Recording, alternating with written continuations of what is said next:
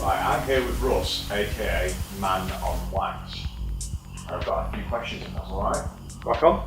Let's try and get this as fast as possible, mate, 'cause I'm busy. I know. Busy life for DJ and all that lot. Well, I wish. Yeah, go on, mate. So where did the name Man on Wax come from? Well, after about 18 or 19 years of pissing around DJing, I decided to take myself slightly more serious. It had loads of dog shit names as well.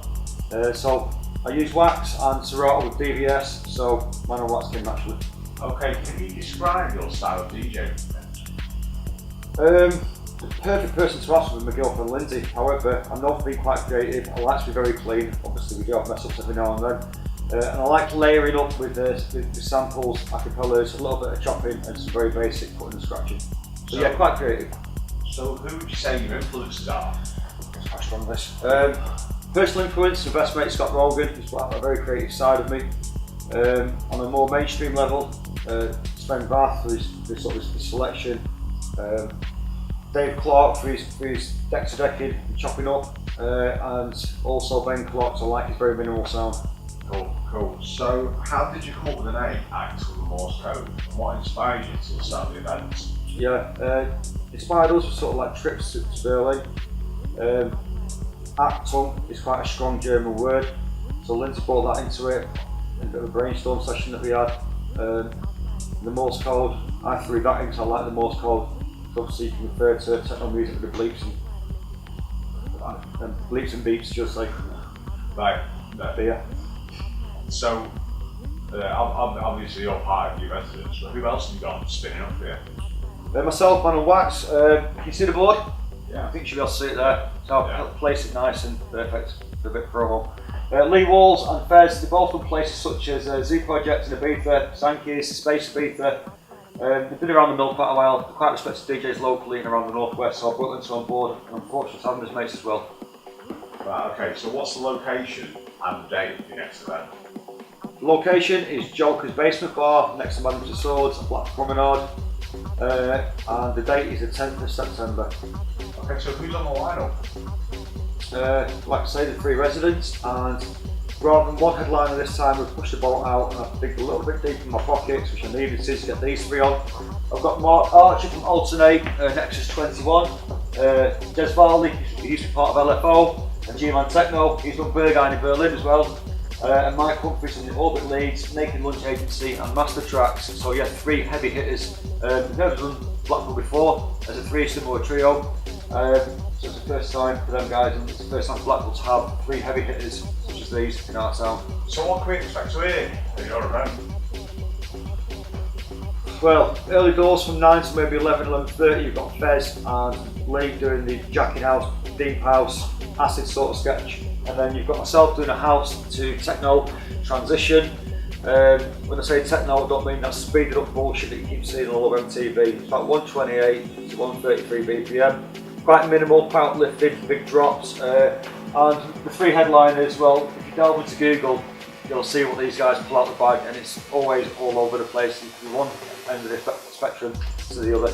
However, the reason why I put these 3 is because they're all amazing at what they do, and they can work in crowd very, very well. Sound. So for the geeks out there, what kind of sound rig are you expecting to see your event here at the event? Well, for this event, we've had a big stage built at Joker's Basement. It's a long basement. At one end is a bar, at the other end is a stage.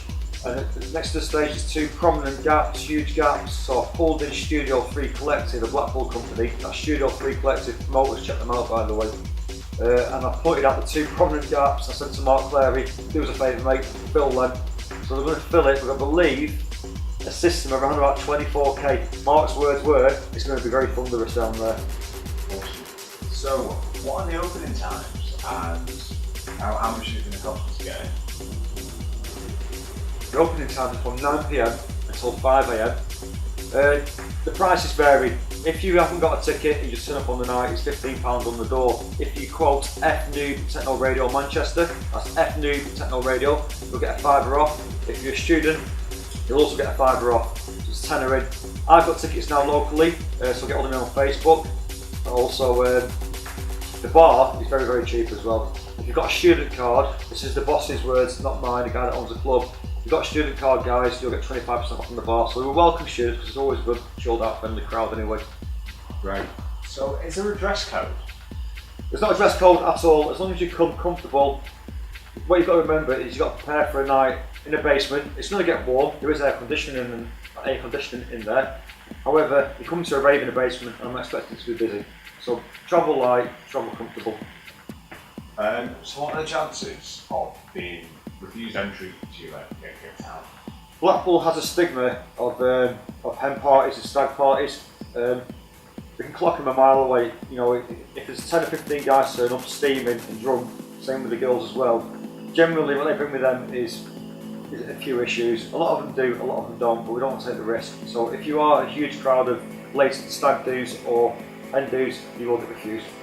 So, in that case, talking about Blackpool, how is the local support been for your event?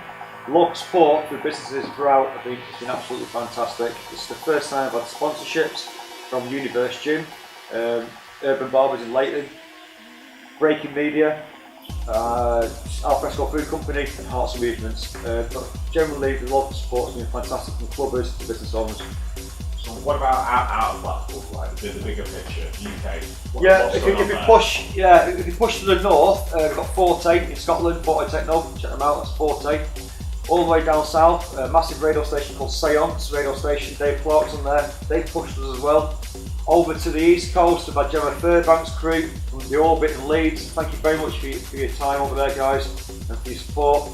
And more towards Manchester way, we've had FNU Radio, obviously, because I'm working for them on a residency at the moment, and Good Gatherings crew. They've been absolutely fantastic. So thanks, Nationwide guys, for the support. Is there anyone else in the local area doing what you do? I wasn't expecting that. Yes, there is. We don't see them as competition, we just see them as friends, and they've been helping us out, supporting us massively. It's Resonate. They've had like Mark Broom on, they've had Keith Carnell on, and their next event is at the back end of 2016, I think it's the 23rd of December. They're guaranteed to pull a big headline out of the bag. For that event, that time of year, we're going to pull off or pull out an Acton event to give the guys a bit of breathing space and support them as well. Cool. So I've been watching from behind closed doors really, and I've noticed the Acton World Cup event starting to take quite a lot of momentum. Is this just something you expect to continue, or where do you see the event going in the future? Since we opened the doors, because nobody else was doing it around here at the time, a couple of years ago for Acton, the momentum has gathered and gathered and gathered. If you look around the town now, there's promoters putting on techno nights, left, right, centre, or at least putting it on their flyers. I believe that we triggered that, people recognise that, and people supporting us. Great. So for the future, I think we're going to get stronger and stronger. So, say we want to keep up with what you're doing, what the Morse Code is doing, what Acton is doing. Where do we keep up with that? I pulled in Daniel Aaron, web designer for that. You've got the morsecode.co.uk. Check the site out, it's very easy to navigate around. Also, we've got t-shirts and hoodies on there for £17 and £12. They'll be on sale on the night of the event as well. So you can find us there. Also on Facebook, Acton, the Morse Code events, you can get all those on there as well. Follow us on Facebook, we've got a lot of shit going down. So is there any final shout outs you'd like to give to anybody who's supported you? You might have forgotten, but not mentioned. There's too many to mention. After the event's complete, a couple of days after, for obvious reasons, I'll give everyone a personal thank you on Facebook. Like I say, businesses throughout the Northwest have been absolutely fantastic and supportive. Massive thanks to everyone that's bought tickets so far, and everyone that's put orders into buy tickets as well, both from Skiddle and from myself. Well, thanks to the support from everyone locally and nationwide as well. Awesome. Thank you very much, Mark Wax. Steinhauser, peace.